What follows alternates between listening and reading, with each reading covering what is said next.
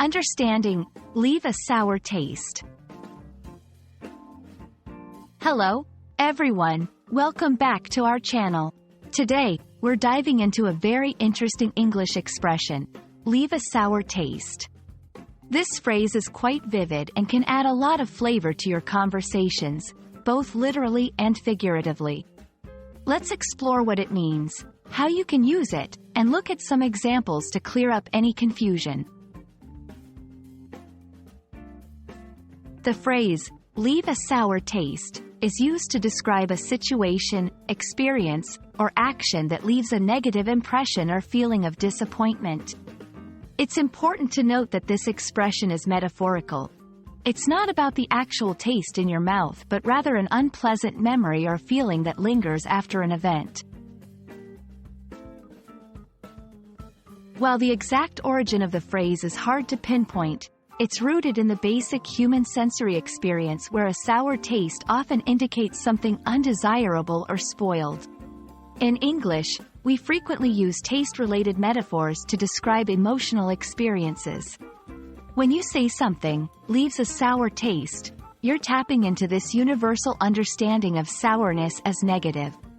This phrase can be used in both formal and informal contexts, but it's particularly powerful in storytelling or when reflecting on personal experiences. Let's look at a few examples to see how leave a sour taste can be used. After the argument, their friendship was never the same. It left a sour taste in both of their mouths. The way the company handled the layoffs left a sour taste in the employees' mouths. Even though the vacation was mostly fun, the lost luggage incident left a sour taste. These examples show that the phrase can apply to a range of situations, from personal relationships to professional scenarios. When using leave a sour taste in your conversations, think about the context and the emotion you want to convey.